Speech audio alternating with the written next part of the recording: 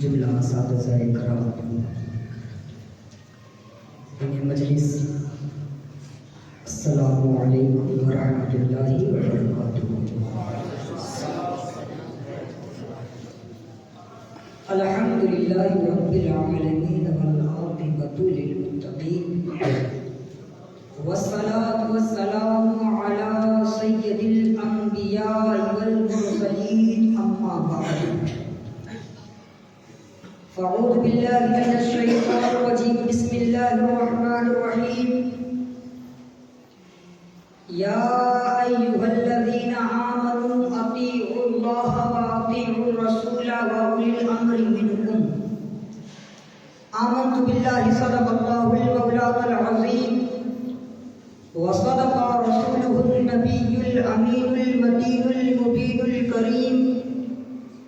ونحن على ذلك لمن الشاهدين والشاكرين والحمد لله رب العالمین۔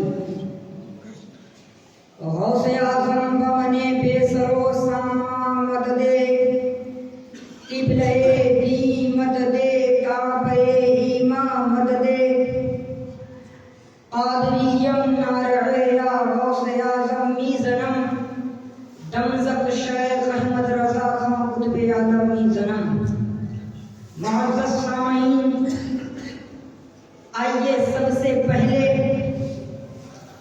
گنبد خضرا میں آرام فرمانے والے آقا و مولا حضور احمد مجتبی یعنی محمد مصطفیٰ صلی اللہ تعالی علیہ وسلم کی بارگاہ پیکس پناہ میں عقیدت و محبت کے ساتھ درودوں کی ڈالیاں عقیدت کی تھالیوں میں سجا کر پیش کریں، پڑھیں بآواز بلند، اللہم صلی علی سیدنا شفیعنا حبیبنا مولانا محمد معدن الجود والکرم وبارک وسلم صلی علیہ صلاۃ و سلام علیک یا حبیبی یا رسول اللہ صلی اللہ تعالی علیہ وسلم۔ میں نے جس آیت کریمہ کی تلاوت کرنے کا شرف حاصل کیا ہے، اس پر روشنی ڈالنے سے پہلے قبل ایک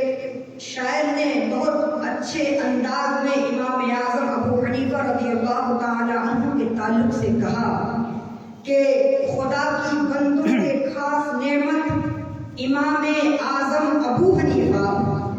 خرد سے بالا ہے جس کی عظمت امام اعظم ابو حنیفہ، اور اتار لائے گا علم و حکمت اگر سریا پہ بھی رہے گا، رسول نے دی تیری بشارت امام اعظم ابو حنیفہ، رسول نے دی تیری بشارت امام اعظم ابو حنیفہ، اور رموز قرآن کے نظارے حدیث میں تھے جو فن کے دھارے، جہاں کو بتلائی ہے ہر حقیقت امام اعظم ابو حنیفہ، جہاں کو بتلائی ہے ہر حقیقت امام اعظم ابو حنیفہ۔ معزز سامعین،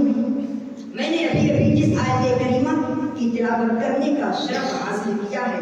اللہ تبارک و تعالیٰ قرآن مجید فرقان حمید میں ارشاد فرماتا ہے، یا ایھا الذین آمنوا اطیعوا اللہ واطیعوا الرسول واولی الامر منکم۔ اے ایمان والو، حکم مانو اللہ کا اور حکم مانو رسول کا اور حکم مانو ان کا جو تم میں حکومت والے ہیں۔ یہاں پر وَأُولِي الْأَمْرِ مِنْكُمْ سے مراد علماء اور فقہا ہیں۔ علماء اور فقہا کی جماعت جو بہت گزری، مگر آج تک علماء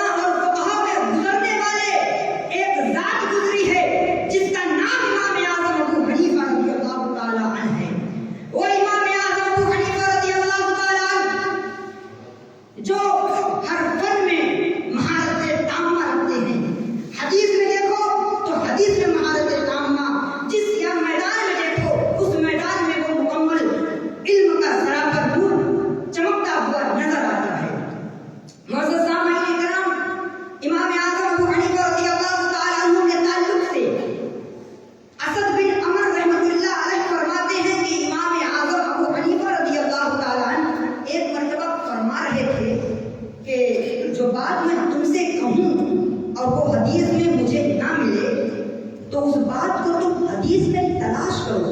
انشاءاللہ وہ ضرور تمہیں حدیث میں ملے گی۔ اسی طرح امام اعظم ابو حنیفہ رضی اللہ تعالی عنہ فرما رہے تھے، ایک شخص نے قسم کھائی کہ میں اپنی بیوی سے 3 ماہ جمع نہ کروں گا۔ امام اعظم ابو حنیفہ رضی اللہ تعالی عنہ فرماتے ہیں کہ یہ قسم نہ ہوگی، یہ الہ نہ ہوگی، یہ الہ نہ ہوگا جب تک وہ مکمل 4 ماہ کی قسم نہ کھائے۔ اور یہ امام اعظم ابو حنیفہ رضی اللہ تعالی عنہ بیان فرما رہے ہیں، مگر امام اعظم ابو حنیفہ رضی اللہ تعالی عنہ کے پاس اس کے تعلق سے احادیث نہیں ہے، مگر ارشاد فرما رہے ہیں کہ اس کے تعلق سے تم احادیث تلاش کرو، یہ احادیث میں ضرور ملے گی۔ ایک مرتبہ ایک عرصہ گزر گیا، حضرت سعید بن ابی عروبہ رضی اللہ تعالی عنہ تشریف لاتے ہیں، اور اس دور میں ان کی عادت یہ تھی کہ وہ علماء سے ملا جلا کرتے تھے،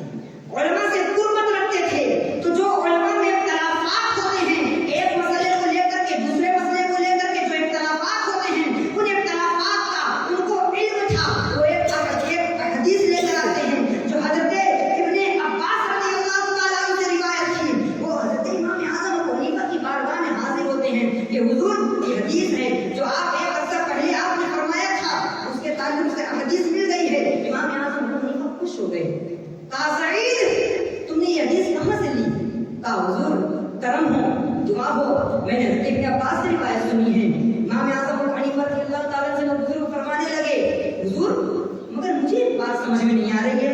آپ کے پاس تو اس کے تعلق سے حدیث نہیں تھی، مگر آپ نے کہاں سے اس کو مسئلہ سیکھا؟ تو امام اعظم ابو حنیفہ رضی اللہ تعالیٰ عنہ فرماتے ہیں کہ میں نے اس مسئلے کو کتاب اللہ سے سیکھا ہے۔ اللہ تبارک و تعالیٰ قرآن مجید فرقان حمید میں ارشاد فرماتا ہے، للذین یؤلون من نسائہم تربص 4 اشہر فإن فاءوا فإن اللہ